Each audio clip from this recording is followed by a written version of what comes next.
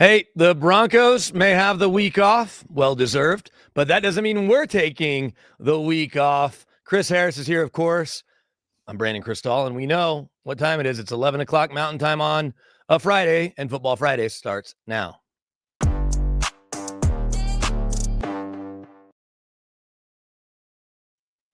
Chris, what's going on? I guess I want to start with the bye week itself. Just, quick thought on how important that was to you. You played a decade in the league, and I'm Yeah. curious, you probably had them all, I don't have it memorized all your years here, but I'm sure you had some early ones, some middle ones, some late ones. Last year, the Broncos had the latest possible one, which is that one the weekend after Thanksgiving.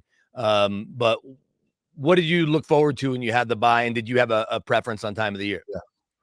You kind of want it more at the end of the year, probably mid-season. I remember we had it a lot of times, like week 4. So I always hated that, having them early, but because it just makes the season so much longer.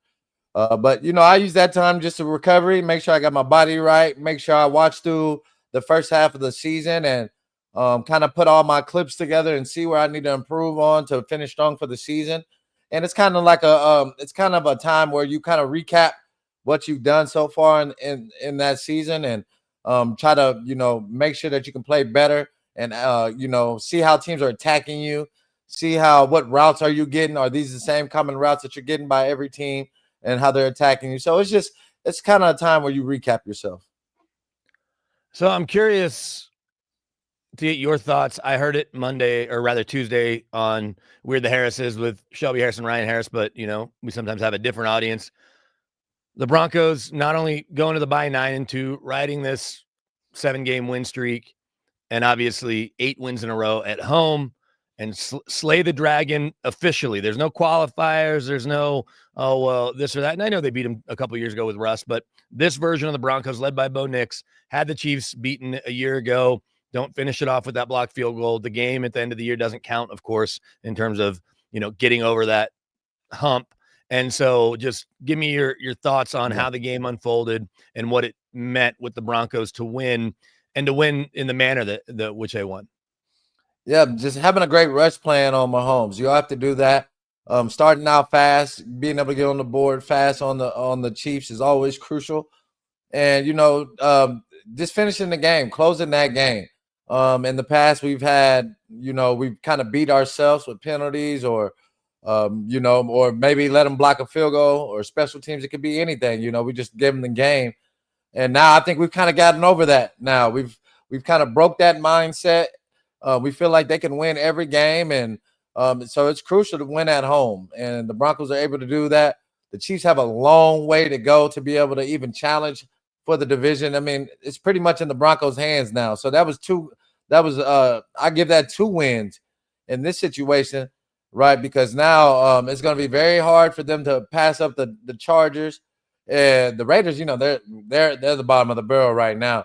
But they do have to worry about the Chargers. So them having another threat right there, it could make it to where the Chiefs don't even make the playoffs. So I like where the Broncos are. 9-2 going into the bye. That's probably the best situation you can ask for. And you could just the games that you did lose, you should have won those games also. So the Broncos could possibly be undefeated right now. Yeah, it's funny because you could make the case the other way. 1-score games. They could have lost to the Chiefs. We get that. But could they have lost to the Jets? Could they have lost to the Giants? Sure, they were trailing that whole game. The point is they won all those games, and in the other 2 games, they were leading the entire fourth quarter. You get a fluky leverage penalty on a 60-yard field goal, and then you obviously, against the Chargers, Benito's that close to getting to Justin Herbert, a perfect pass to Keenan Allen. Riley Moss is that close to getting a fingertip on it, and they probably get out of LA with the win.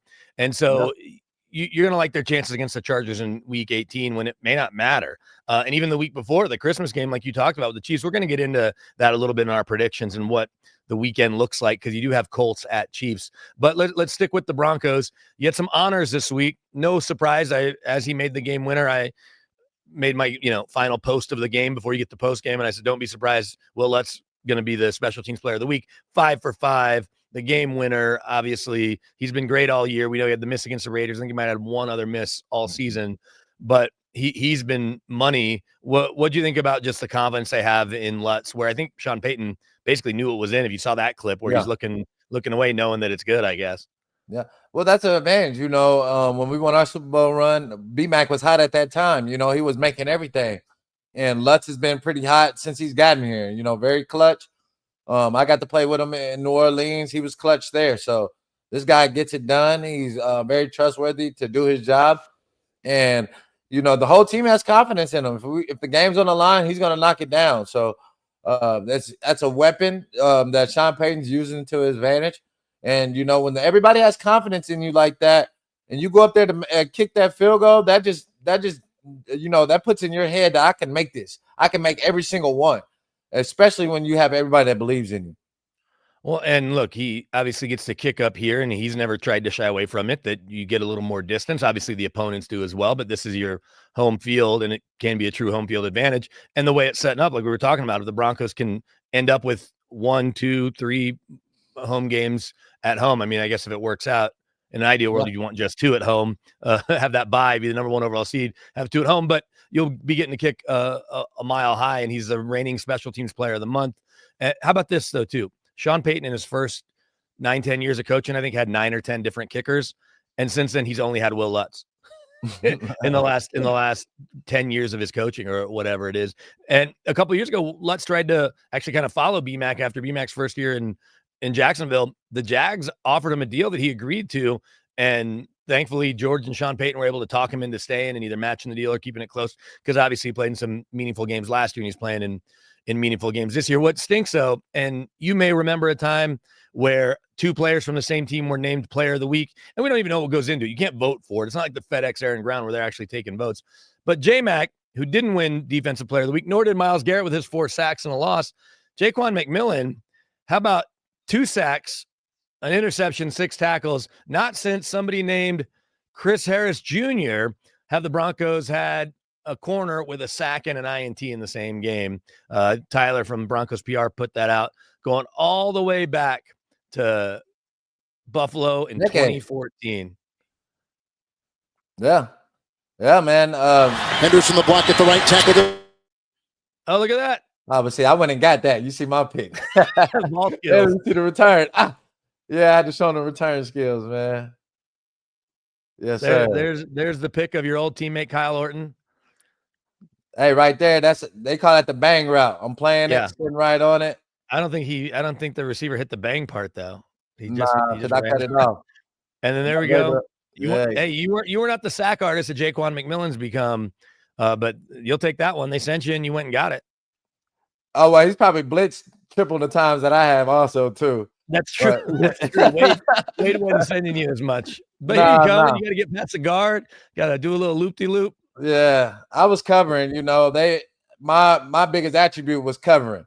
So it was hard to put one of our top covers in the blitz. So that was kind of, I blitzed a lot when I had Jack Del Rio, but Wade Phillips didn't blitz me that much at all. Vance blitzed a little bit, not too much, because I was mostly with Vance. I was in the PS2 role, so you don't see PS2 blitzing like that. So it's kind of just depending on what role and what guys that we were playing. But what J-Mac's doing, man, it's been great. And I challenged him at the beginning of the year. You're an undrafted guy. They drafted a first round guy. Are you going to be able to stand up to the competition and keep your spot? And he's done that, and he's continuing to play at a high level. So you got to put him in there as one of the top nickels in the league, and he's playing it at a high level right now. Yeah, and what I appreciate about J-Mac, he's not lacking for confidence. They go out and draft a guy, and this was a question that was asked to him post-game. Say, hey, they draft a guy at your position. I remember asking him about it.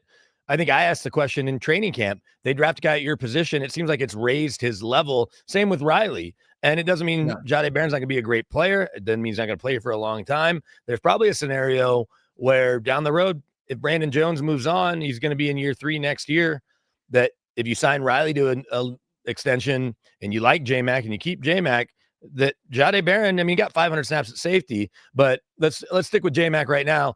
Here's J-Mac being asked about, hey, they drafted a guy that, was going to come in and maybe play your spot, and you did nothing but raise your game. Yeah, I think I told you guys earlier during camp, J-Mac's going to be J-Mac. I'm always competing. That's every year with me. J-Mac going to be J-Mac. I'm the same guy. No matter who they bring in, I love Jahdae. You know, he's been a great add to the team, and he's going to be a good player. You know, but I just do me. You know, keep working hard and go out there and do what I'm told to do. I never worry about the outside noise, and yeah, I just go out there and compete the best I can.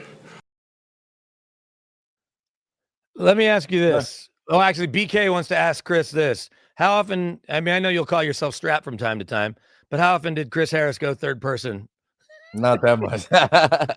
J-Max pulling a Ricky Henderson. I mean, those good questions. Good thing, good job of asking those questions because they did draft a first round guy. And when you usually spend a first rounder with a secondary that had a Pat Surtain and a Riley Moss all the way already starting, you know, you would figure that would be for his job, right? But he's able to continue to play at a high level, continue to help. You can tell he probably is helping bringing on Jade as a good vet. And, you know, he's trying to make a staple and make a name for himself. When is he a free agent? It's almost time for him to get paid soon, isn't it? J-Mac's a restricted free agent this year. So let's go with the scenario where Vance Joseph gets a head coaching job. If I'm VJ, I'm telling my GM, hey, make this kid a qualifying offer. Make him a 3-year, $30 million offer. I guess the question is, if you're going to pay J-Mac at that size, because he's smaller than you, at that size, and you're going to pay him, maybe you don't have to pay him that much, but, you know, the Broncos, if they've got him on a restricted, might only bring him back for another $1.5 million or $2 million, whatever that deal is, kind of like what they have Stern out on. Do you offer him, you know, 3 years, 21? Can he play outside consistently? Because I think if you're paying a guy more than $2-3 million, even though that's an extremely valuable spot, do you think you could see him in VJ's defense being an outside corner in base, which, you know, you're not in base very much? Yeah, that's the only thing. He hasn't shown me that he can consistently play on the outside yet. I don't know how many games he's been able to start on the outside and play and get a lot of reps out there. I'm not going to say he can't do it, but I haven't seen it at a high clip. I think he will probably get a tender. I was in the same situation. I tore my ACL. I got a second round tender. So I think he'll probably get a, you know, no telling first or second round tender. And usually when that happens is they will have to pay him and trade for a pick. Right. So I don't see that happening. I see him probably getting tendered and being back next year. And then might say they pay him during the season, or he'll go free agent and get paid. So similar situation to me. I end up getting paid during at the end of my fourth year, which was very controversial because I only had like 3 games and I could have been like a free agent. So just depends on what his agent and how he feels. And if he's comfortable with signing back, the Waltons got plenty of money to be able to bring him back. So I don't think money's an issue now with the Broncos. No, that's something that will always be an advantage for them going forward, is that they have the cash on hand. So they don't have to defer money. They can pay signing bonuses. They can restructure deals in the middle of the year, cut those checks. Obviously, they're the second richest ownership group in all of pro sports, behind only Steve Ballmer with the Clippers. And, you know, they don't have to work side deals with fake tree companies like they did in the NBA. What's funny is we're going to get to an NBA thing here a little bit, because we get into the film room and we talk about, you know, breaking things down. You prided yourself in how well you can break down film. I'm guessing maybe you saw that clip of PS2 the other day talking about JSN. He was on a podcast. Clearly he is a guy that, you know, learned from his dad, who was an all-pro, and he's great in the film room. Mm-hmm. But how about this from Chris Jones when he's talking about the Broncos offense? I don't know if you saw this, but here's Chris Jones following the game as far as what the Broncos were able to see. Great film study for them, because they called it out. I heard them calling it out. They actually switched the line. If you watch the film, you can see Bo Nix kind of switched the line. So they knew it. We got to do a better job at disguising. So that goes to Bo Nix seeing it on that 3rd and 15, the big completion to Cortland on that final, what would be the game-winning drive. I imagine that's music to your ears when you hear that they're diagnosing it. So, and then the Chiefs didn't do anything to get out of it, because you're not going to call a timeout on defense on 3rd and 15. And that comes all the time in the NFL, right? 3rd down, crucial downs, especially early. The coach is still talking into his ear. If the Chiefs are showing their look so early, they can move the line, have a motion, bring the running back out, and then bring them back in. So that's why I always try to tell the defensive guys, hey, let's don't show our look until that mid 15 seconds. Then we can get in our spots and our alignments. But that was on the Chiefs, right? You got to be able to disguise way better than that. Of course, Bo Nix and Sean Payton are ahead of the game. That was great adjustment to make crucial plays down in the fourth quarter, and that's all Bo does. Fourth quarter, he executes at a high clip, and I haven't seen anybody else playing and crucial, the crucial time, the clutch moments. In the NBA, they got the clutch moment award, whatever. We need that in the NFL. I don't know if they have that already, but I think Bo would be definitely winning that award right now. Yeah, first quarterback to have, he has 8 comebacks, the most of any quarterback in their first 2 seasons. I realize part of that is you have to play a lot to get that, but he started every game last year, started every game this year, and quick math, he's got 19 wins, which is, I think, second most for a quarterback through 2 years, behind only, I'll give you a guess, because you probably should have been on the field. You probably should have been on the field against him, but you had a torn ACL. Partially. Russell Wilson won 24 games his first 2 years. But look, Bo's at 19 with what, 6 games to go. So Bo could pass him if they run the table, or tie him if they drop one. But it's funny. Both had great defenses. Yeah, both had great defenses to help them along in their career with those wins. And that's the recipe, right? If you got a young quarterback, you better have a stout defense to be able to help with them and have some weapons on offense, that can supplement the, with the run game and to be able to help them. Russell having Percy Harvin, that was major, right? He still had some weapons. Well, yeah, he had Percy Harvin and Marshawn Lynch, and then he had the Legion of Boom and those dudes up front, led by Bobby Wagner in the middle. So yeah, and Bo's got something similar. Now, you mentioned NBA, and I had touched on it too. Listening to Chris Jones when he said this on Sunday made me think immediately of Joker, Nikola Jokic in Minnesota, where Chris Finch, the head coach, was with Michael Malone here for a bunch of years and really helped kind of evolve the offense to go through Joker. And so this is Joker after they played the Timberwolves. This is actually the year the Timberwolves knocked him out of the playoffs, but this was during the season. Check out the locker room and Rudy Gobert and Anthony Edwards talking about Joker's ability to diagnose. I'm sorry, y'all. Hey, I was just telling Micah how this motherfucker really was playing with running. That was crazy. Bro. We are the stars on the bench. Jokic knew to play, but we didn't say anything. He knew to play better than us. What the play was? Coming on the timeout. Also, he knew to play. I think he knew to play better than us. Hey, he's gonna come over here and stand right here. He's helping them. He knows where they're going to go before they even call the play, because that really is some next level stuff. So it's good to hear that the Broncos are doing that on offense, where that it certainly hasn't been as smooth as it's been on defense. Well, so speaking of slaying the dragon, this was Sean Payton when he was asked about coming here and knowing that obviously the Chiefs were at the pinnacle of this division for so long. Sorry, I got David on the quick switch, but Sean's gonna talk about the Chiefs here very shortly, and what it meant to beat them. And actually, we heard Vance Joseph too talking to Peter Schrager saying that they are built to beat the Chiefs. That was what they talked about when they came here, was to beat the Chiefs, and they've got the defense for it. So I'm going to guess, David, we're probably ready now. Here's Sean Payton talking about.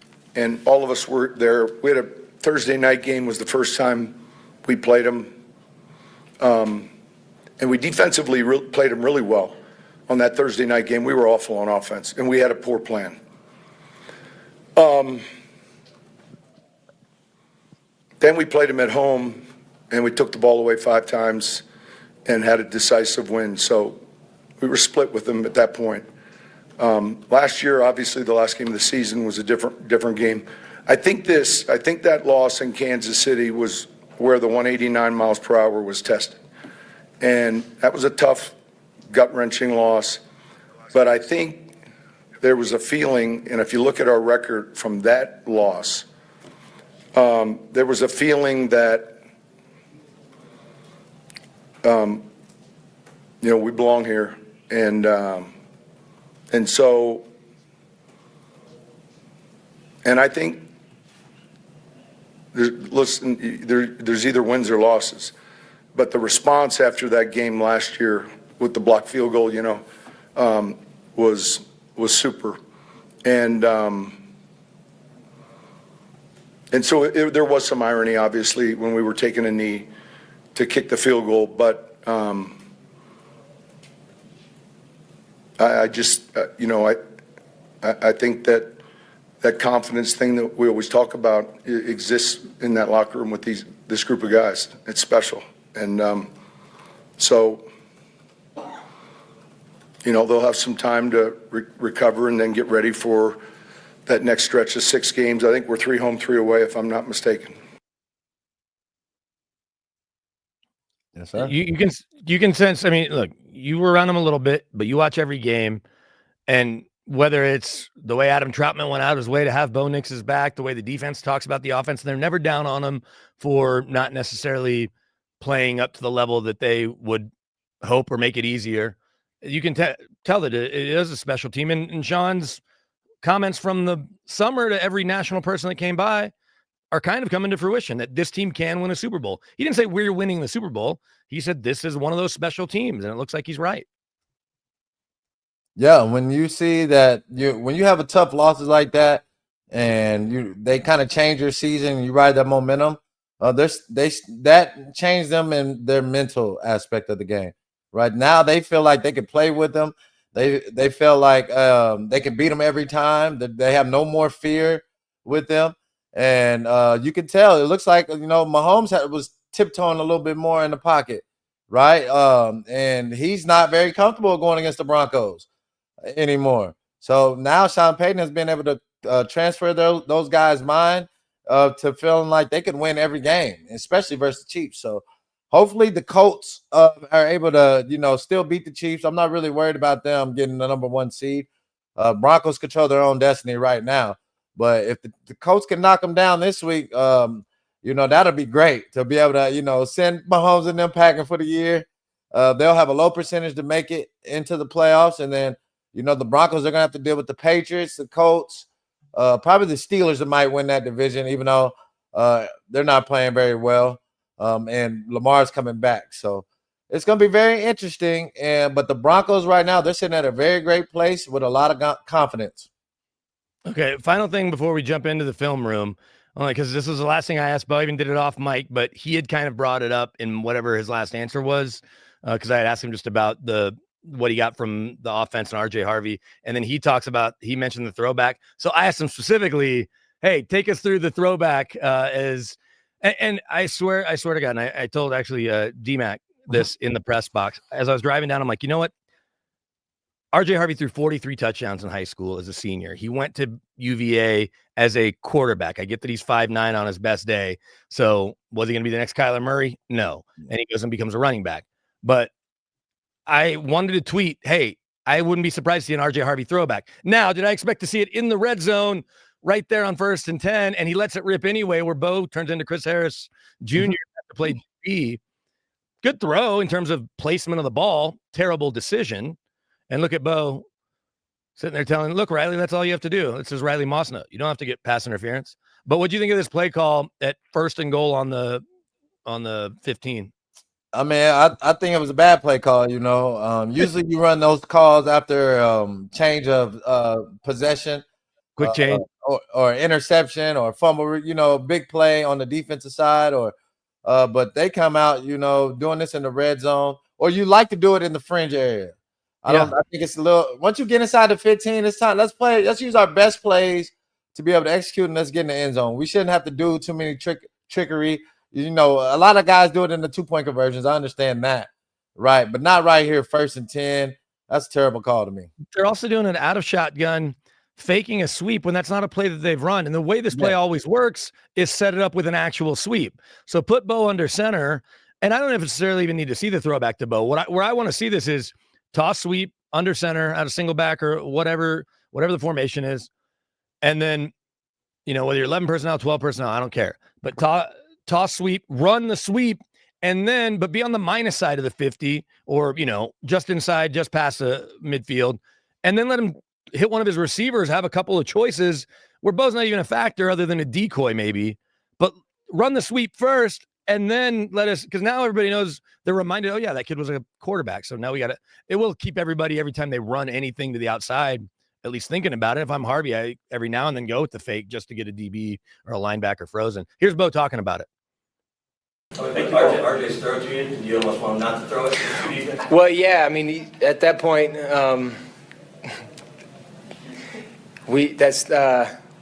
in practice, it was more open than that. But I knew when the ball was in the air, the safety did a good job, and I was like, I'm not going to let this be intercepted. So, I tried to show off my DB skills. But at the same time, those plays are gimmicky. It's either there or not. And worst case is like, they throw a pick or something. So when the ball was in the air, I knew it wasn't going to be like open. So just get the ball on the ground and then go to the next play. So we teased it a little bit there. And now, as we do every week, this is the highlight in a lot of people's opinion of our show here on Football Fridays. Let's hop into the Chris Harris Jr. film room. All right, so we have a number of plays. David, I guess we'll do this chronologically. Let's get the bad out of the way. We'll get the bad out of the way. And I teased Bo can show Riley Moss's how to do it. Let's look at Riley Moss's not one, but two 40-plus yard pass interference calls. Yep, right here we're in a three-seam kind of. So it turns out to be match one. It turns out to be straight man for Riley. Let's see how he played the ball down the field. Man, I feel bad for the kid. He's had tons of PIs all year. He has 9. Nobody else in the league has more than 5. Yeah, right there. He just needs to turn and keep running. Right? Put that right shoulder. Right? You got to turn and put that shoulder in and turn and look and lean. Right? Yeah. He's grabbing. That's a PI, man. Just go play the ball. Right? I think that's inexcusable. That means that means you're not comfortable playing deep routes. That's what I see. This is the fastest guy in the league, too, at least vertically, based on his 40. But yeah, get your body on him and use the sideline. And if he gets behind you, I guess you shake his hand or turn and make a play on the ball, like you said. Yeah, man. If he turns and looks and lean, he's in a good solid position, right? But if he turns and looks and lean and he sees the ball's going a little bit farther ahead, then he can just run and try to play Worthy's hands, right? He shouldn't have to grab him. Right there. So that just shows that he's still uncomfortable with playing the deep balls. All right, here's the second one. This one didn't love, but it's on Hollywood Brown. I mean, you're in okay position. I guess he thinks he's going to skate right by him. Yeah, they'll give you that because you see that right arm? Yeah. Once they see that right arm over that shoulder pad, they're going to call that every time. And I think that's a terrible call also because it's a terrible throw, right? I feel like that's a non-catchable kind of right there, pretty close. But that's Mahomes, being the quarterback that he is, knowing that he could just throw it, chunk it something deep, and then have a high chance of getting a PI at Moss. So Moss just has to get a little bit more comfortable playing down the field, which it has to click soon. Right, we got big games coming up, and they're going to keep trying them down the field.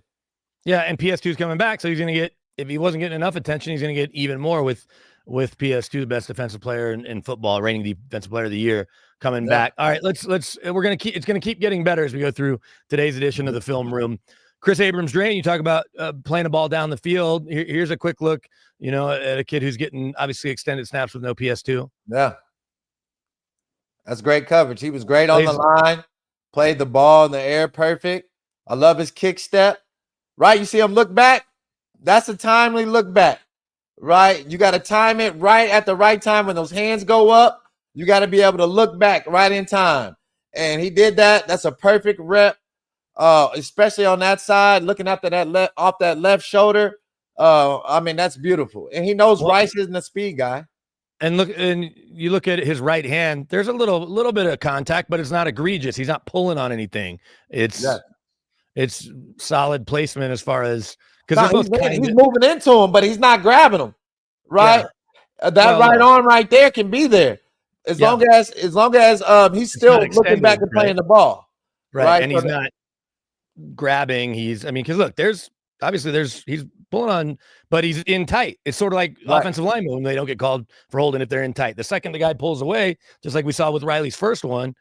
Okay, so let's go from there. You got the white gloves on, right? White gloves are smart. That can hide some of the little tug that you can have. I don't know what gloves Riley Moss is wearing, but whatever team he's playing, he needs to match the gloves.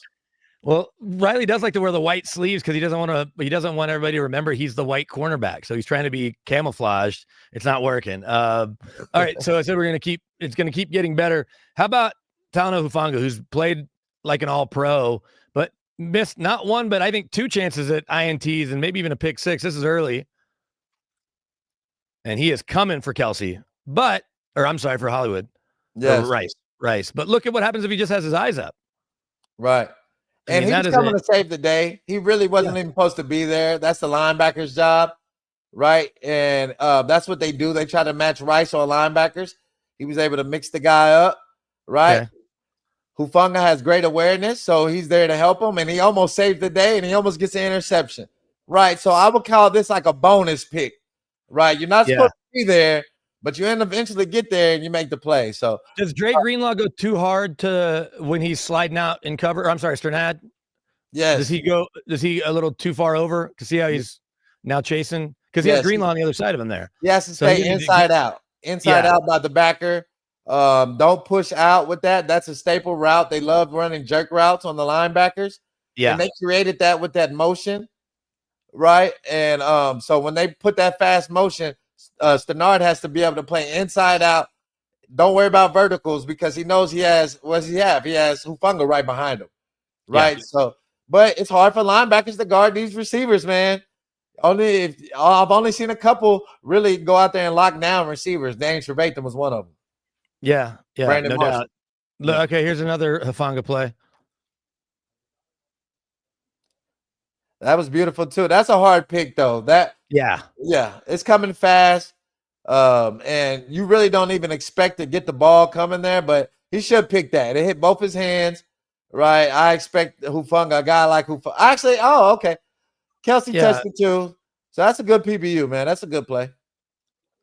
And then, I said we'd save the best for last. They obviously got to Patrick with 3 sacks, pressured him plenty. But why don't we jump to our final set of plays? Oh, wait, you know what? No, because we got the INTs. Sorry, David. I'm about to say we got some picks, man. Yeah, so here, this is Jahdae Barron's. Should have been a pick 6. Terrible throw. Jeez. Terrible throw, but you got to make those guys pay. That's a pick 6, back-to-back weeks. Did they call the flag and took it away? Or did look, they call it on Riley here for incidental contact. I mean, that is weak sauce. Oh, man. That's good defense by Riley. That's BS, and that's definitely not a PI. Definitely not a PI. Great eyes by Barron. He's becoming the tight end stopper, right? The Broncos have been getting killed by tight ends, but now we got some guy that can cover them. So it's been working as a weapon. The way Coach Van Joseph is using them, and he's doing a great job. And then as we go from what should have been a pick 6, do we have on that play? Because it was kind of the highlight of the day. Are we the Sean Payton's running with the ref that was on? Oh, it was on the next play. It was on J-Mac's pick. So I guess, David, let's see what J-Mac was able to do. There's some bad throws on this drive by perhaps the best quarterback we've seen maybe ever, certainly since Tom Brady. I mean, I don't know what he's trying to do here. Man, when you're getting hit and you're getting that pressure and you don't really have all the trust in your receivers, you start pressing and pressing. And that's what's happening with Mahomes. He's pressing. He's trying to make every play like he thinks they're coming easy like they have in the past for him. He doesn't have the weapons like he had. And now it's damn near an even playing field. And he's getting himself in trouble week to week, making these type of plays in the red zone, throwing interceptions. And the Broncos did a great job of capitalizing on them. Right here, we got to find a way to get in the zone right there, man. And you can't lose the ball. But other than that, great play by J-Mac, having eyes on Mahomes, staying active in the play, and being able to go get that interception. That was huge. That was a game changer. Anytime you can stop him in the red zone, that's a big play. All right, so that'll do it for us in the film room. I don't know if we hit the. But do we have the Sean Payton play? I don't know if we do or not of Sean and his running with the refs. If we do, David will get. Well, yeah. So, but just, I mean, look, you played a million games. Do you remember? Have you had any? Because we had the Tomlin running into the ref on purpose a couple of years ago where he got fined. But did you have any games where your coach had any incidental contact penalties with the ref? I don't think so. I think Foxy was pretty careful. Kubiak was pretty careful. VJ, I don't think he was running. We didn't have that much success at the time. I can't remember. Maybe I remember guys. Now I remember players running into the coaches. Now, Wade got blasted one year.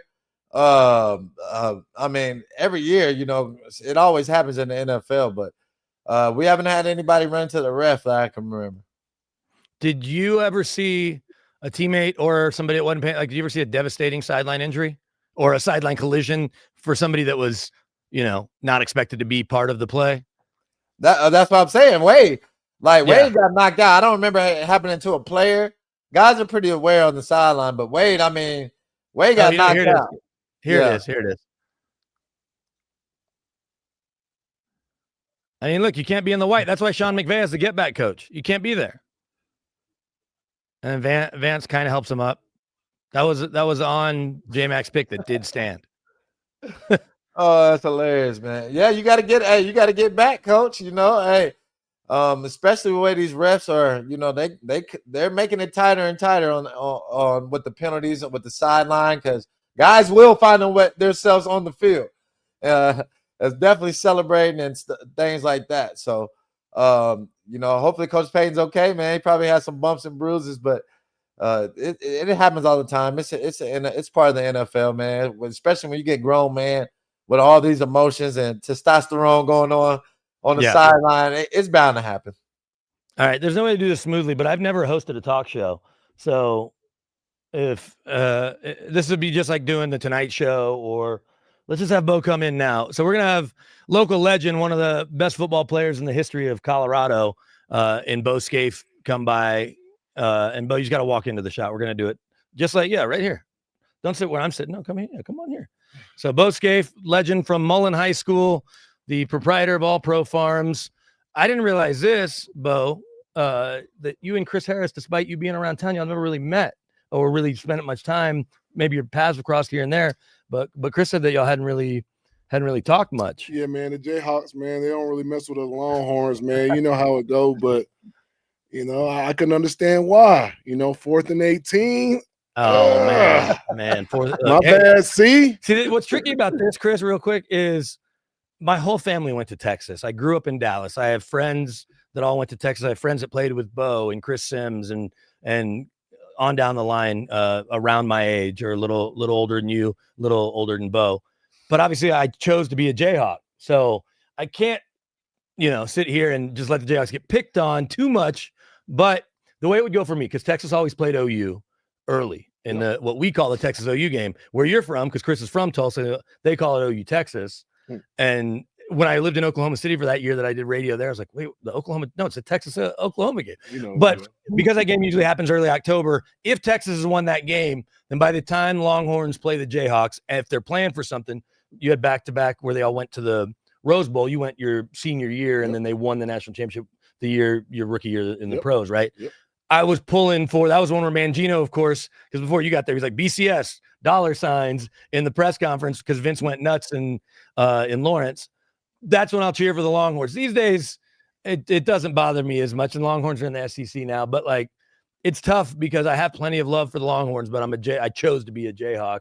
And so you come in here talking about Jayhawks and Longhorns, we can be friends. They gave me they probably sent me one of my first recruiting letters. And, I know I went to a couple camps out there, when I was a young kid. So, when you grow up, you respect all the colleges that recruited you and came after you, So, I mean, I was just fortunate to be able to go to Texas, which was a great experience, but, never knocking any of the other schools. I respect all the schools, especially the Big 12. We always had to hold it down together because all the SEC schools were always talking noise. They got the best conference, this and that. And, so we was always Big 12 and supported those guys. And listen, there's a bunch of great players that have came out of, KU. So respect to you guys. See.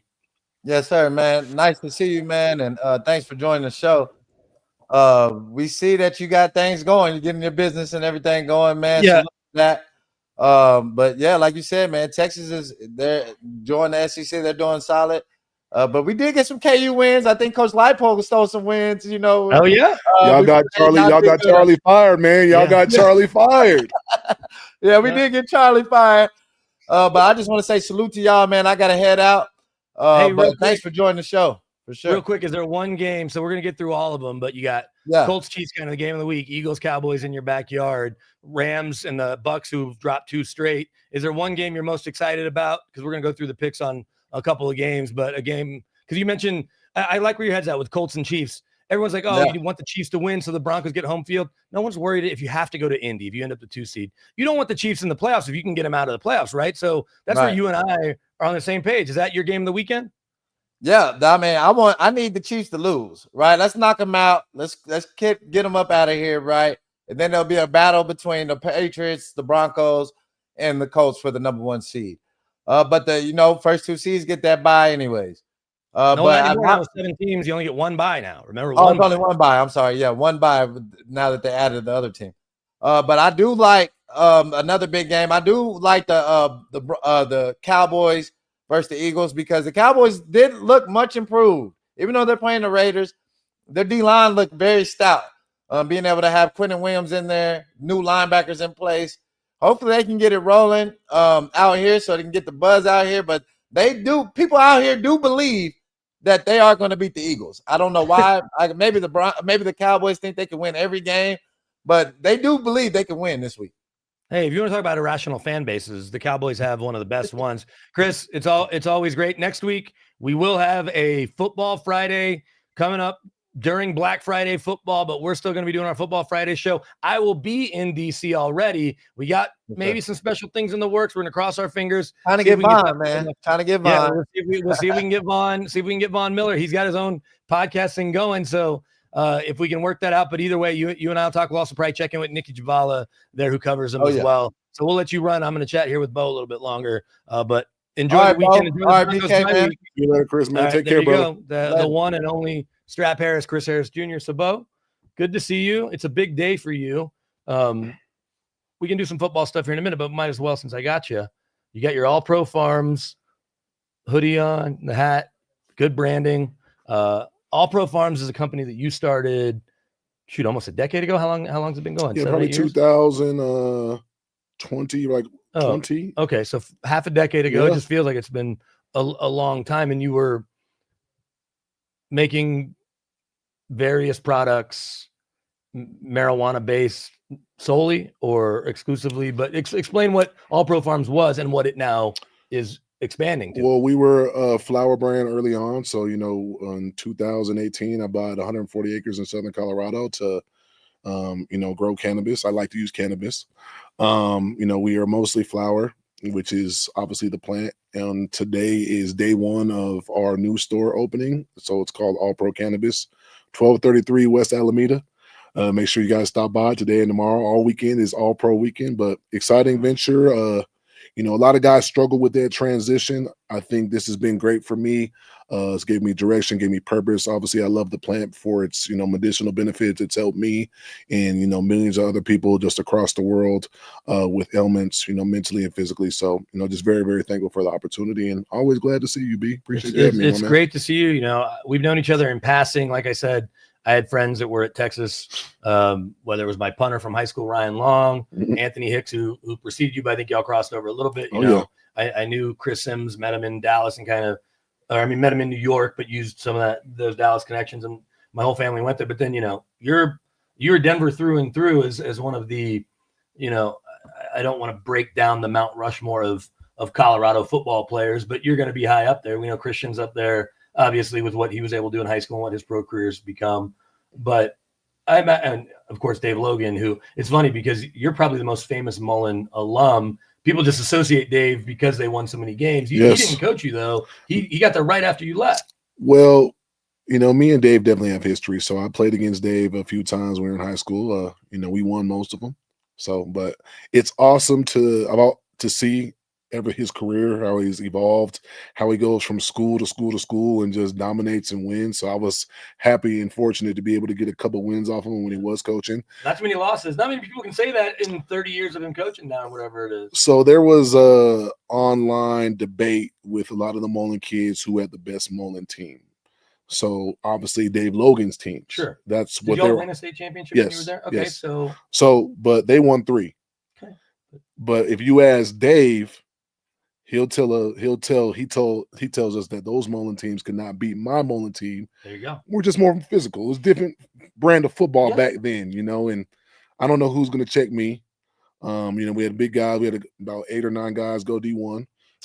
No knock on those guys, but different brand of football. And we see that brand of football now. It's just a different game than it was, 10 years ago. A lot more physicality back then. But let me ask you, because you, Lendale White, and football is different than basketball. I remember hearing about how Chauncey Billups had to go play in California with AAU teams because there just weren't enough good Colorado players. And look, the McCaffreys, of course, get a good name because they obviously put 4 kids in D1, and Christian and now Luke, prior to his injury, having a nice start to his career. Christian, a Hall of Fame caliber type career. But, you played college football in Texas. I grew up in Texas. We understand what Texas, California, Florida, Georgia, what they are. But I'm curious, seeing where basketball's gotten, I think Chauncey's elite academy and some of the other programs had something to do with that. But to see where Colorado football is at a high school level, I imagine that probably fills you with pride because, like you said, 9 guys went and played D1, but how many NFL players are there from Colorado? We can kind of still name them now, but that number feels like it's getting higher, and the kids that are going like you want to see them at CU and CSU, I think, selfishly with that regional pride for a lot of folks. Yeah. But just to see where it is in 2025 compared to when you were graduating around the turn of the century. Yeah, and obviously social media has a lot to do with that, just being able to get that exposure now. I mean, we come from the era of magazines. Right. You had to find your name in the magazine and look up your opponents and the guys who were your rivals who lived on the other side of the country. We didn't get to see their film like they get to do now. Like, I can only imagine sharing my highlights like real time. Yeah. And being able to see the other guys who I was up against, the Anquan Bowmans, the Jason Wittens of the world, like just being able to see what they were doing every Friday night. So I think that had a lot to do with it. But just overall, Colorado is definitely on the rise. Guys like myself, Lendale, huge, doesn't get enough credit. I mean, we're talking about Hall of Fame running back, college Hall of Fame running back. Yeah. More touchdowns than OJ, Marcus Allen, Charles White. I don't think Lendale gets the credit. And he had to share with Reggie Bush. That's the kicker. That helped their team. That obviously helped their team, right? SC was didn't even play 4 years, Brandon. Right. He led he's all-time leading touchdown at that place, splitting time. So, that's a monumental Colorado guy. And then obviously Christian comes, he does his thing, still doing his thing. I mean, much love to Christian. I'm so proud to watch him and just see him and know he's from here, even though he went to Valor. Much love though. Yeah. Hey, Valor is just an evolved version of Mullen. Listen, another in some ways, right, I'm sure times 10. Okay. Another guy we're forgetting about, Calais Campbell. Yeah. Oh, and he's still doing his He might thing. be the GOAT. In between him and Christian, those two got to be the GOAT. This is Walter Payton Man of the Year.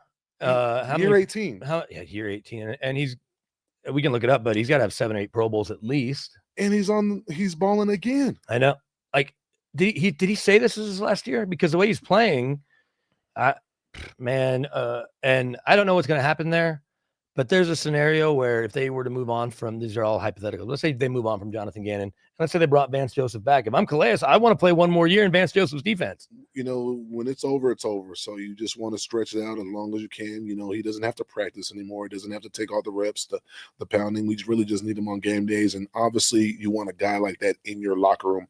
I think that's probably one of the things that the NFL is missing is that veteran leadership now. It's easy to bring the young guys in for economic reasons, but leadership, you got to have the veteran presence aligned throughout your locker room.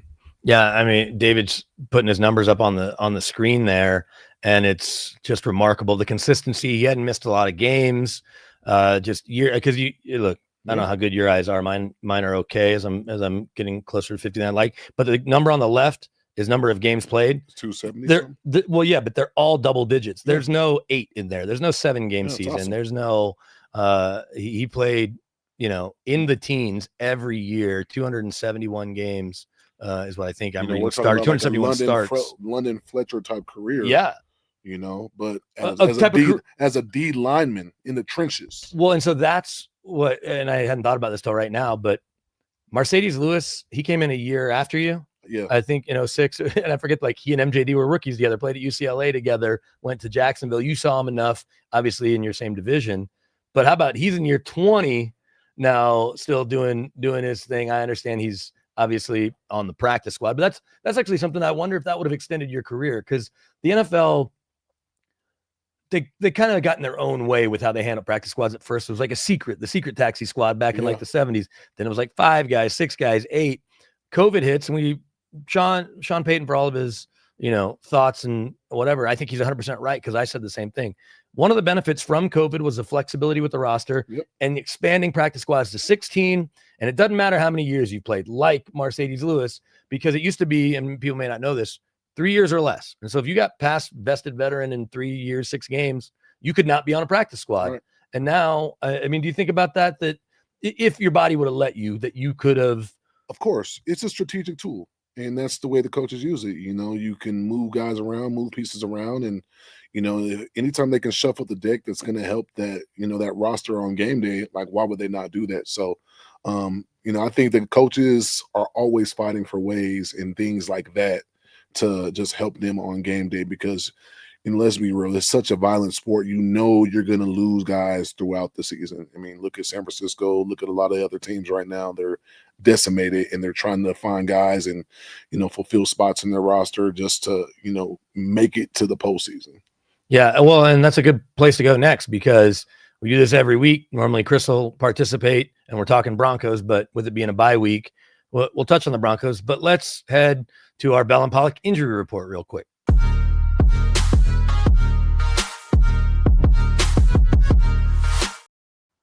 So we know J.K. Dobbins went to IR. Sean did not want to talk about it, despite Chris Thomason trying to ask post-game, hey, can you give us an update on J.K.? There's, I guess, no reason to say he's done for the year. They don't use all of their 8, designations to return. But that's kind of the most serious one, because the Broncos are getting healthier with Alex Singleton, despite a testicular cancer diagnosis and surgery.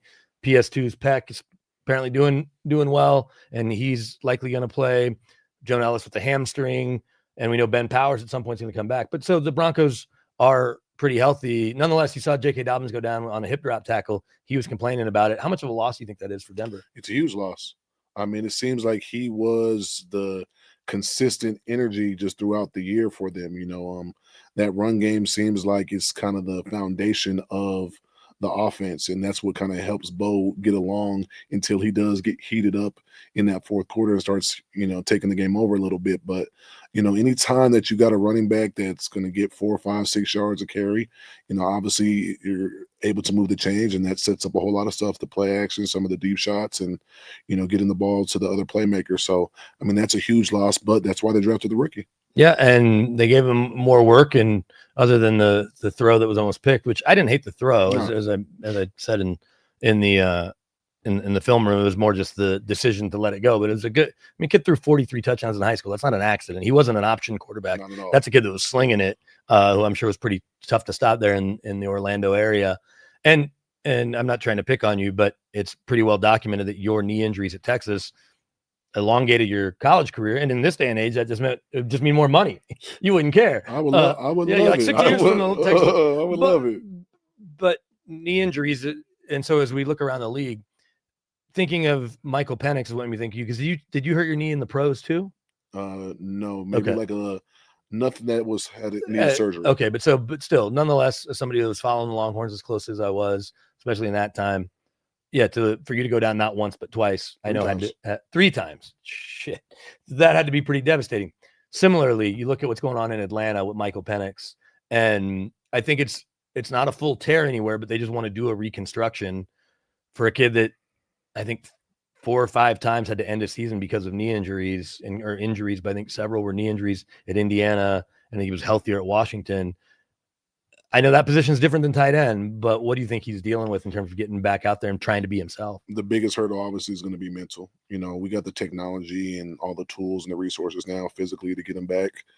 How much of a setback is this going to be to him mentally? He was starting to play good. He was having some good games. He was building that camaraderie. I think he was gaining a ton of respect from his teammates as a leader and as the quarterback of that franchise. So this is just a setback for sure. So hopefully, I think their plan probably is to get it done now so he can be great and feel good at the beginning of next year, which, that's why you have that backup who you're paying all that money to. And, he wants to make a name for himself some more too. I don't think his career is over at all either. So that was a great security blanket right there for them. Yeah, I don't think that was initially the way they planned it, but it's working out. I don't know if they can look with the Bucs coming back to the pack, and obviously the Panthers are there and beat them last week. But there's a scenario where if the Falcons can get hot with Kirk Cousins, they could end up in the mix. Drake London, I think, is going to be out this week. I think it's a knee that's kind of been nagging him. You talk about a guy having a great year when he's on the field. Yeah, I got him on some fantasy teams. This guy is dominating. Yeah, but it's going to change their offense. Like taking Penix for Cousins doesn't change your offense as significantly, as crazy as that sounds, as taking your biggest threat in the passing game. I mean, Bijan's obviously their biggest weapon. Some other big injuries, though, around the league. You look at Daniel Jones dealing with a calf. There's no way he's not playing against the Chiefs, but something to keep an eye on.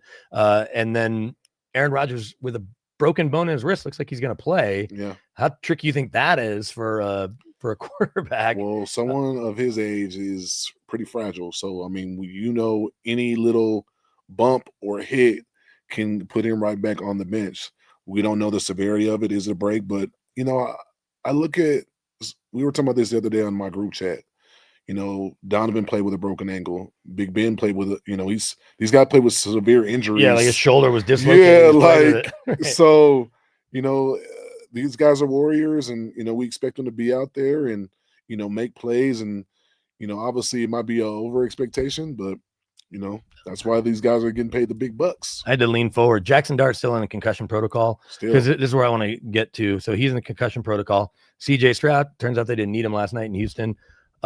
We know concussions, every single one of them is different. I remember having lots of conversations with Wes Welker about it. Mm-hmm. But with Jackson Dart in general, let's say he clears protocol next week or so.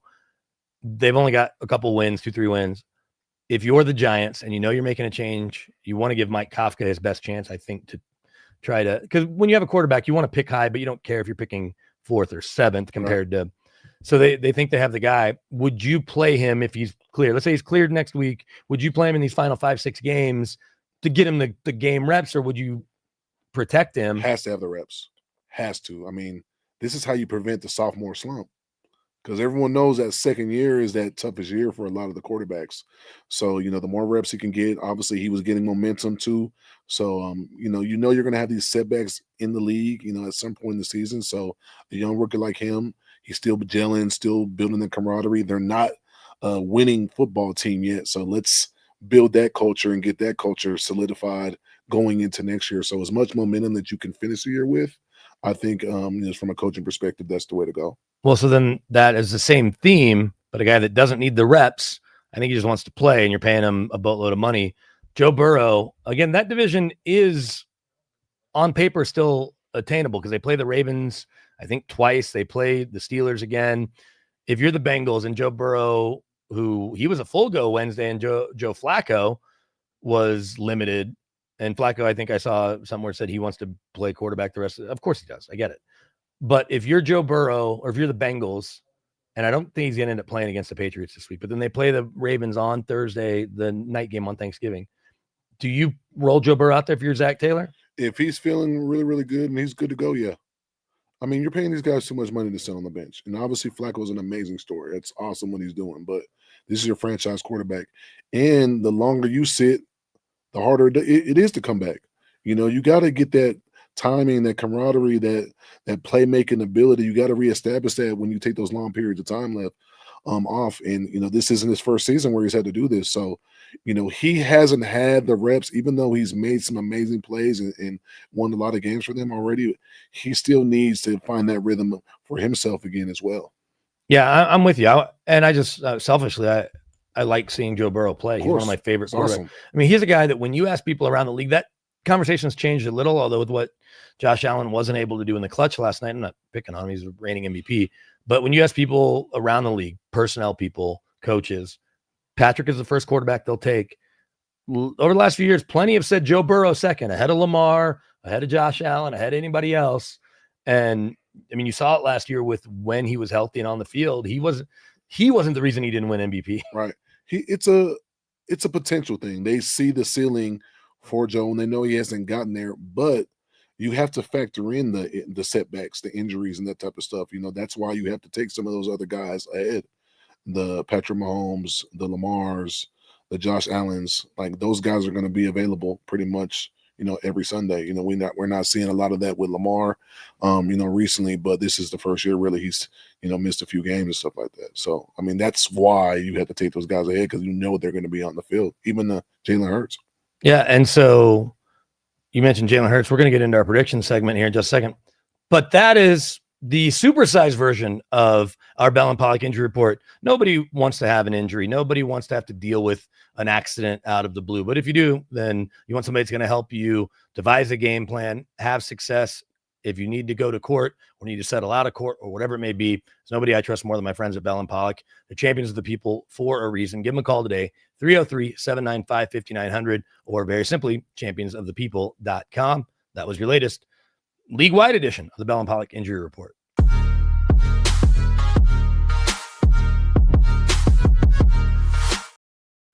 All right, before we get into predictions, I guess I'm curious. I want to get your thoughts here just on the Broncos, who aren't playing this week, but you live here. I don't know what level of fanship you're because you're a Titan through and through. Yeah, but I mean, I grew up here. This is Broncos country. I mean, you grew up. I grew up in Mile High. I mean, I grew up with the Shanahans. Yeah. Why would I not be rooting? I mean, Elway gave me Player of the Year. Are you excited to see Elway's documentary comes out this weekend? I don't know if you caught the clips with he was in here talking. He was in that seat, but talking to Woody Page and Tom Green and Ron Zapola. I got to see the documentary, and I have to think if you're from here and you like Elway, or you're not even from, but it's going to make you like him more. If you didn't like him, it's gonna maybe make you like him a little bit. But are you excited? The documentary comes out this weekend on Netflix to just see his story laid out like that. Very much so. It's because it's going to remind all of us of a time, you know, that we all were growing up here in Denver, Colorado, and you know, Denver wasn't. He put that on the map. He put Denver on the map. I mean, when the Broncos are wearing those old throwback uniforms that they've been wearing recently, like that's who you think about. You know, I've always been a big fan of his, and you know, I always looked up to him. Like I said, you know, personal relationship since I was, you know, 16, 17 years old. So just happy for him and his family, and just good to see him out in the city and, you know, smiling. Yeah, and the one of the things he said, he obviously was here for an hour, but and this is what watching that documentary will remind you of, is those struggles early, and you'll get to see them because you'll see him make the mistakes. The documentary does a really good job of taking us through his life up until the first Super Bowl is kind of the bulk of the movie. And they kind of speed through second Super Bowl and all that. But he said to Bo Nix, basically, tune out the noise. And Bo told us last week, he's like, I don't have my social media on during the year. Then there was an Instagram post with like 10 pictures. So I don't know if I was like, somebody posted, but I get it that he's not reading comments. Right. And I'm sure had plenty of teammates that are like that, especially quarterbacks that'll. I think they all say that, Brian B, but like they're seeing it, someone's feeding them it. But you have to say that. That's the training of your brain and your mind that you have to do to block out the noise, because you know you're the leader of the stuff. You can't be affected by anything outside. Yeah, but I took you down that path and then cut you off. What do you think of this Broncos team at 9-2? I'm surprised.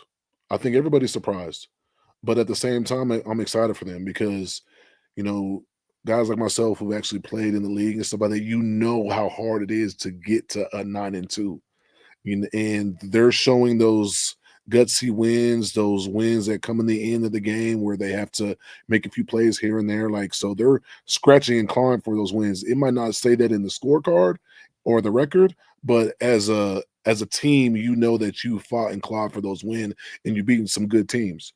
So, I mean, you got to be riding high. You know that you can handle adversity. You know that your character has been built in these tough moments and these, you know, the adversity that you've experienced. So I think this is a close-knit group. I respect Sean Payton because he definitely has came and changed the culture. He definitely is came in that. So we got to give him his props on that. Obviously, people are, calling for him to give up the play calling duties. But as a head coach, his job is to make sure the team is intact and to have a winning culture. And that is something that he has succeeded in. Well, and then because of bringing in Vance Joseph and letting Vance do his thing with the personnel that Sean certainly has helped, help shape this roster with George Payton. And as Vance likes to say, these are all self-made guys other than PS2. Not that he's not self-made, but that's a top 10 pick, and he's played like it. Every one of these guys is a second-round pick onto an undrafted guy, depending, on where they fall. What do you think when you see this defense? That I understand they haven't played the toughest schedule, but they did go to Philly and beat the Eagles. They did just give Patrick Mahomes the business. What have you seen from that defense? Because it looks like a championship level defense to me. You said it perfectly. It's championship level. They're playing lights out. And as an offense has had a defense like that, I mean, that's your greatest and best friend. To be able to know that your defense is probably not going to give up more than a couple touchdowns, and they're going to always get the ball back to you, like that's relieving to know. So you root for those guys on the other side. But like you said, they're playing lights out. Obviously, Vance, you can tell they're playing for their coach, and they love the scheme, and they're comfortable in the scheme that they're playing. He's simplified it. They fly around. They're hitting people. They're getting to the quarterback. Like, those are all the things that you're asked as a defensive player to do, and they're doing all of them. They're checking off all the boxes. You played with obviously a handful of different quarterbacks in your career. Major Applewhite and Chris Sims at Texas, and then Vince Young, among others, in the pros. Did you miss McNair? Was he already gone by the time? He was my rookie year. Okay, so your rookie year. So Steve McNair, a borderline Hall of Fame type player, a guy that took his team to the Super Bowl. We talked about Elway. We know what he is. We certainly know you got to see Peyton Manning up close plenty. And then here, and you're such good friends with Kyle Shanahan. We're going to get to the Niners in our pick segment. So you know what quarterback's supposed to look like. Where do you come down on Bo Nix, who in year 2 has almost identical, if not better numbers than he had a year ago, but because they aren't lighting the world on fire, people are critical, and obviously their first half struggles at times. He has, as a quarterback, you're always going to get picked at. So obviously he has some things, that they're going to pick at. His footwork, he's, maybe leaving the pocket a little too early. He has a list of things that they're going to pick at. But at the end of the day, when it's nut crunching time, he makes the throws that he needs to make, and he gets the ball to the right guys. I don't know what's going on in the first couple quarters with him, but he's growing through it, and that's all you can ask. He's not losing the game. Then we would really have a problem. We would really have a problem if this record was reversed. Yeah. So he's finding a way to, make those plays at the end, and that's what you want your quarterback to do. That's why he was drafted where he was drafted at. That's why Sean has all the, confidence in the world with him, and I think that's why the Bronco Nation and Bronco Country should be excited about him. Like, we know, like, it's going to be bow time at a certain time in the fourth quarter, and he's going to make some plays. So he's building that resilience right now up. All right. Well, so let's jump to our pick segment, because we can kind of talk about the league as we go through. We just circle kind of the bigger games on the slate, although one isn't the biggest game. We're making it such because of who's starting at quarterback is a little hint. So let's start with early window. You heard Chris Harris's thoughts on this, and this is worth pointing out. And I actually have it up here. I pulled up their schedule. Broncos, in order to get that path to the number 1 seed, need the Colts. They're ahead of the Patriots because of tiebreakers, but they need the Colts to drop one because the Colts and Broncos finished 15-2. So a lot of people here, I've heard it on the radio this week, are saying, oh, you want the Chiefs to win, but then lose some other games. Well, the Chiefs' schedule isn't that hard. They still see the Raiders again. They are going to see the Broncos. I think they see the Chargers one more time. But the Colts went from having the 4th easiest schedule all year. This is their schedule now the rest of the year. At Kansas City this week. Then hosting the Texans, and saw what the Texans were last night. Tough. Okay. At Jacksonville, who is certainly a playoff caliber team. At Seattle, hosting the Niners, hosting the Jags, at the Texans. So in their final 7 games, they have the toughest schedule. So I'm over here saying, let the Colts go in and beat the Chiefs this week and cut one of the Chiefs' legs off officially at 5-6. They're going to, and they won't have a tiebreaker against the Colts, won't have a tiebreaker against the Jaguars. And so I don't know if they're going to, I probably am going to pick the Chiefs to win, but I think the Colts, if you're a Broncos fan, you want the Colts to win. How do you see the game playing out though? I don't think the Colts are going to win this. Yeah, they're 3.5-point underdogs. Chiefs are 3.5-point home favorites. You know, and they let that one in their mind. They let the last game slip away from them. So I mean, you know, we thought that was a must-win game for them this past week against the Broncos. This is definitely a must-win if they have any life in the postseason. I think the Colts, you know, peaked a little too early, and that is a such thing in the NFL. You know, you want to play your best football in December, and I think that's gonna you know, hurt them. You know, they showed what they were capable of, but like, you know, their schedule, those other guys, they're starting to peak now.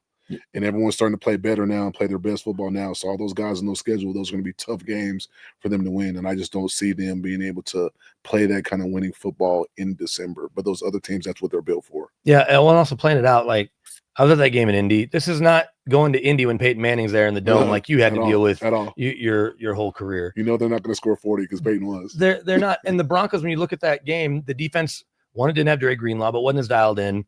You had those passes to the back. It was the first time seeing Tyler Warren. It was week 2. The offense still managed to score 4 touchdowns, and they weren't great on early downs, but or maybe that was a game where they were the best on early downs. Either way, that was a game where you like their defense doesn't get after you the way the Broncos defense does. So if it played out where both teams are 15-2 and you have to go to Indy, I don't think you're scared at all. I don't think anyone's scared of the Colts. No, I don't. And I you know, everyone respects them, but no one's scared of them. And you know, they've found ways to win at the end of the game as well. So, you know, they've got their resiliency too, but I don't think anyone is afraid to go to Indy and play them. All right. So then 2 afternoon games, we're on the same page there. Chiefs win that game. The one that has, I think, more interest around here than maybe nationwide, especially because Eagles, Cowboys will be on, but Shedeur Sanders getting his first start with our pal Shelby Harris and that Browns defense. There was a scenario with the Broncos off where I was trying to get to Vegas to watch the F1 race because I got to go last year. It was the day before the Broncos Raiders. Then go to that game and just watch a game and cheer for Shelby. And then my Jayhawks are hooping there on Monday and Tuesday, but instead I'm going to be in town, which will be cool. And we'll be up actually in Boulder where Shedeur Sanders' number is retired. Vance Joseph will be there as part of our Big Al and CJ pregame tailgate up at the Marriott there. But this is a game where the Raiders are 4-point favorites. I haven't seen anything that's inspired me with the Raiders. They played tough against their rival in the Broncos. Cowboys blew their doors off the other night, and now you get Shedeur getting only a week of practice with the ones and a top 10, top 5 defense at times with the defensive player of the year, I think, in Myles Garrett. How do you see it playing out there with the Browns, where there'll be a shitload of Browns fans there too, because we know that the Raiders don't really have home fans yet. This is the perfect game for Shedeur. This is the perfect opponent. And with that defense he's going to Vegas with, if I'm Shedeur, I have the utmost confidence. I'm playing in the dome. You know, the game's going to be fast. This is his, like, perfect environment for him. So I'm excited to see him play. I think the whole country, the whole NFL is excited, even the players. They want to see what he can do. And I'm glad he's finally gotten this opportunity. The Raiders passed on him, so this is something a little personal to him. Yeah, it's about Tom Brady, because I think I'm sure he wants to go in there and light it up in front of Brady, in front of the Raiders. So, yeah, exciting time for him, man. Let me ask you, because Dion has said, I asked him if he was going to go to the game Tuesday at his press conference. Mark Johnson on his coach's show also asked him. He said he didn't want to be a distraction. But if your son's making his first NFL start, like there's a scenario where Dion doesn't have to show up and be on the field pregame. Yep. He can be in a suite, and then if the kid wins the game, come down and you're still not a distraction. At that point, he's the winning quarterback. And if he loses, you meet him in the locker room on the side or whatever. But wouldn't you think that Dion, when it's all said and done, probably gets on a plane? It's a quick flight to Vegas. Yeah, I think Dion knows what to say. You know, he doesn't want to be a distraction. He wants his son to lock in. You know, he knows, you know, win or lose, they're going to talk about him, good or bad. So he wants to be able to enjoy the moment with his son. You know, you can tell they obviously have an amazing relationship. You know, that's definitely father and son vibes right there. So I hope he goes there and supports him. You know, I think Shedeur feeds off his dad being around. So I think that will only help him. Yeah, I think I'm there with you. And maybe it's one of those things where he doesn't have to announce that he's going. He doesn't have to. You know, there's people behind the scenes that can take care of getting him in, and then it can be a great father-son moment. Like we look for the Disney story, the Hallmark story, Yeah. but if they win the game, and look, it'll get him to 3-8. But if he plays well, the one thing I'm worried about with Shedeur is that he throws a couple of picks that ends up being the reason they lose, even if he plays well enough that we know NFL is different. Nonetheless, do you see? I like the Browns to win with that defense and the Raiders uninspired. Do you think the Browns win? Or I do think they win. And let's say he throws for 350 and a couple picks, but they win the game. I mean, listen, that's life of a rookie quarterback. Jackson 100%. Dart will do the same exact thing. So, it's hard to play quarterback in the league. You got to have reps, and this is the experience that all the other young quarterbacks are getting. Bo Nix got it. All the other young rookie quarterbacks are getting it. They got to get on the field and play. They got to get the live reps, and they got to play with the other ones. So these are the guys and the team that he should have been out there with a long time ago, at least had reps with, but now he gets to play with the guys. So I don't expect he's a quarterback. Let's quit even acting like he's not. He's a quarterback. He can throw it. Yeah, no, you can see him sling the ball, and he obviously had the success he had both at Jacksonville State and here where he set whatever it was 100 records in Boulder, where they've had some good quarterbacks and some Heisman caliber quarterback. But Cordell was a great quarterback. Coy Detmer, among others. All right, so looking at the other game in that afternoon window that I think a lot of people will be watching, my hometown Cowboys at 4-5-1. Chris Harris touched on it. Their defense is improved. I don't think they're good yet. And Dak has a great record against the NFC East and against the Eagles, but a lot of that was against a crappier version of the Eagles. What's his record in recent years against the Eagles? Right. Not as good. Nonetheless, I think the Cowboys will play it tough. They are actually, I think it was 2.5-point underdogs at home. How do you see it playing out, though, there at Jerry World? I think Saquon hasn't had a breakout game yet. And I think him sitting there watching film and watching this Cowboys defense and is like, I'm running for 200.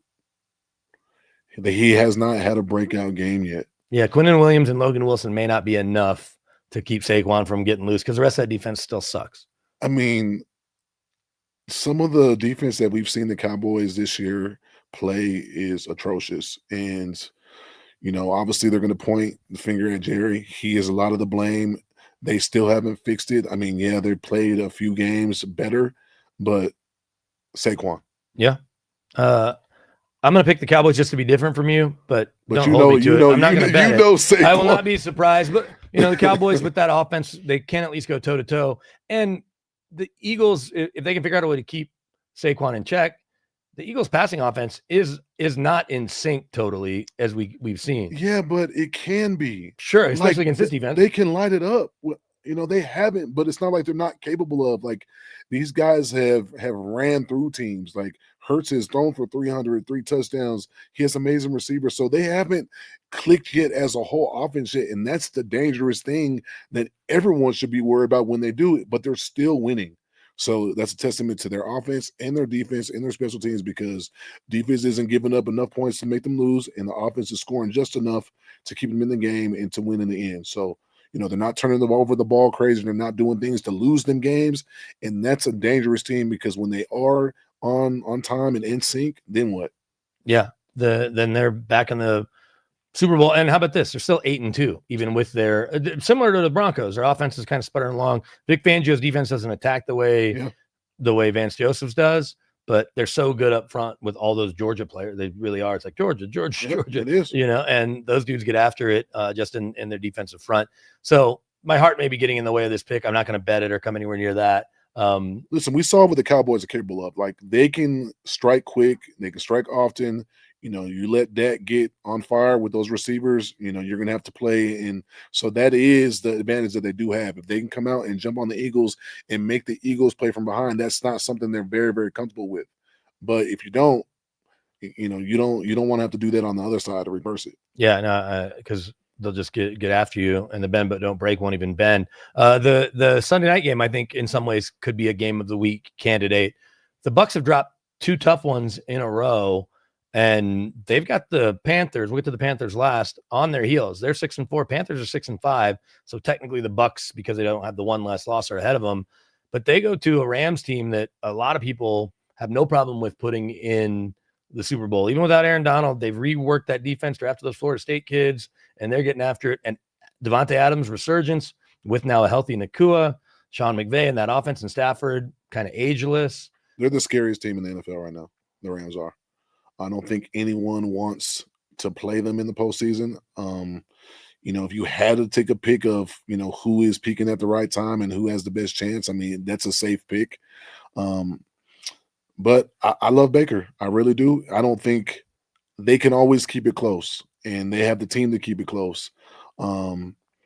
But yeah, that's going to be a tough one to win in LA, and especially coming off that heartbreaker last week against Buffalo. So I imagine Baker's high on the list of kids that you're like, how did he not end up playing for the Longhorns when he's at Tech? He's at OU, but an Austin kid who I'm sure would have loved to have gone and played there. I'm sure they'll blame Mac. They blame Mac. Yeah, most of those. But I mean, Drew Brees too blames Mac. Like they didn't recruit him the same.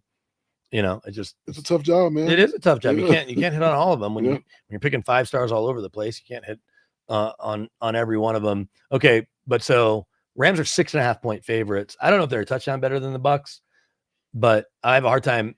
And look, Rams have more fans in LA than the Chargers do, but it's not a dominant home field advantage. Now Tampa doesn't have the fan base that's going to fly there either. It's not the Broncos in LA. It's not the Bears or the Packers or Cowboys or Steelers.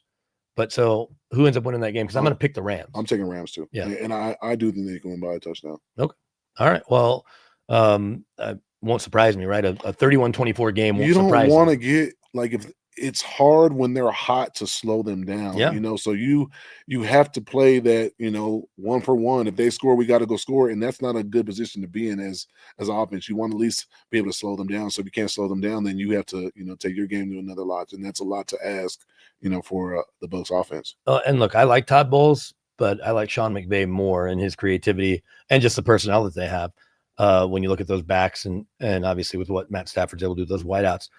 The final game we'll look at is a game that I know means more to you because of your relationship with Kyle Shanahan, who you've been friends with. He's one of your best friends since y'all were kids, and then you got to play together at Texas. Obviously, did you get there? Had he transferred back by the time you got there, or transferred there? He transferred there the second semester of my freshman year. Okay, so he was there the whole time. Yeah. So y'all were there together somehow because you touched on their injuries. No Fred Warner, the best tackling linebacker in football. No Nick Bosa, who's obviously one of the best edge guys. Brandon Ayuk may never play another down for them. You can't even really talk about that guy. Christian's been pretty healthy. Thankfully, Trent Williams has. But the quarterback, whether it was Brock Purdy and he's been banged up, I think you could see a difference. So Mac Jones has played really well. They are 7-4, and they are a touchdown favorite over the Panthers, who I think are maybe surprising even more folks. Like Kyle figuring this out is surprising, not as surprising as the Panthers being 6-5. I think he knows this is like what they call a trap game. They want to be one of those teams that, are heating up, and I think they are right now. I think Brock, needed that game last week. That was a good win for him, and, he played amazing. He wants to start stacking wins, signed a big contract in the offseason. So, now he's trying to prove his worth now. So, they know that's going to be a tough game, though. Carolina is a tough team. They're not a pushover like everyone, thought they were, and they're playing good right now as well. So, it's not a game you can overlook. You're going to have to go out there and play your best, and hopefully squeak away with one. Yeah. Do you see the Niners winning by that touchdown, or just? It's going to be a close game. Yeah, I think it's going to be a close game too. Panthers have played nothing but close games just about all year long, and they know how to play the ugly game and keep it close. So, I'm talking about 3-4 points. Yeah, I think I'm there with you though, but it's hard to pick against the Niners at home, and now with Brock Purdy healthy. How often do you talk to Kyle during the season? Because I know he's bunkered down. We text. Our season relationship is text. It's always in off times. He's in the office. Yeah, he's near his phone. He's gonna like something in the group chat or something like that. But we're all rooting for him, and we know when to poke them and when to kind of just fall back. So do you have 2 separate group chats, a Denver group chat and then a Longhorns group chat? Yeah, I got like 3 or 4 group chats. The Wood. Do you have the tattoo that those dudes all have too? Yeah. Okay, so y'all all have the same tattoo. It's worth noting. I'm going to do this off the top of my head. Chris Sims, Bo, Kyle Shanahan, Roy Williams has one? No. BJ Rod Babers. Rod Babers, the and cornerback. The last guy is Montrell Flowers. Oh, so it's not BJ or Sloan. Okay. No. So Montrell Flowers, last one. Okay. Yeah. Y'all have a W because y'all like that movie The Wood, or somebody liked it enough. We were all, that was kind of what we named ourselves after The Wood. Yeah. I was at a charity event one time, and one of the guys said, it's kind of like a Brokeback Mountain type thing. Well, and you have each other's numbers on, right? All 5 jersey No, numbers we just on? got each other's initials on there. it's So I can initials. see how someone would say that you got another Hey, man's initials on you. But it's a friendship. hey, we were 21 years old, and and 100% sober. Shout out my guys. The wood, because it is funny, I don't think Kyle wears shorts that often, but his is the weakest one because he got it on his ankle. Yeah, maybe you knew he was going to be a coach. Did you know that? Look, Kyle's obviously a good high school player, and you don't want to ever tell anybody they're not going to be a pro. But did you know Kyle would be a coach? Yeah, I mean, I wanted him to try out for the pros. We had that discussion, like, bro, you might as well. I mean, to crack the lineup at Texas as a white slot receiver, was really tough to do, but he came in there and he made every receiver and every guy on offense better. He was helping the coaches out. He saw things that, we didn't see as players. He was teaching all of us and stuff. And then, I remember personally just coming home and working out with Rick Tootin, in the summers and just learning how the pros were doing it at a young age and, all thanks to him. So, a lot of shout out to that family and to Kyle. Well, a lot of shout out to you, Bo. We've covered a lot of ground here since you came in and talked to us. Again, though, tell folks, All Pro Farms, you obviously have products and dispensaries all around. Well, that's changing now, though, B, because we got our own dispensary now. So you're just All Pro Cannabis. Okay. 1233 West Alameda. That's Alameda and 25. It's right here. This is the All Pro weekend. We are open 8 to 10, Friday, Saturday, Sunday, and from now on. So, listen, I hope everyone comes and come give me a hug, give me a dap, give me something. We got you want to talk about for you. Supporting local businesses. You don't get more local here in Denver, Colorado than Bo Scaife. So, and if they want to look it up online, website. Yep, www.allprocannabis.com. Easy enough. All Pro Cannabis. Great to see you, Bo, as always. Yeah, man, it's always proud to see you. It's still going strong. It's fun. It's fun to always catch up with you and talk about the good old days, but then also about the new stuff going forward. So yeah, and you guys have some new cool branding and stuff with All Pro. So yeah. I'm excited to get hooked up on some gear too. And we're neighbors because y'all are right around the corner. And the Broncos are going to be even closer neighbors here soon. So in 6 years, when you guys probably the official store of the Denver Broncos in Bronco country. I don't know if we can say that legally, but we can unofficially make it the official store. It's like we're the official podcast. I just did the unofficial podcast of your Denver Broncos. So as always, Bo, great to see you. Thanks to David and John behind the glass doing a great job. David Levine and John Allison keeping us rolling here on the air. And of course, Chris Harris Jr. It wouldn't be this show without my man Strap Harris, the all-decade player, future Ring of Famer. Thanks. And again, as you heard Chris tease, we are working to have Von Miller a small to potentially big part of the show next week on Black Friday, the day after Thanksgiving. So stay tuned for that as well. But Chris and I will be here no matter what. Thanks for watching, and we'll catch you next week. Happy Thanksgiving, everybody.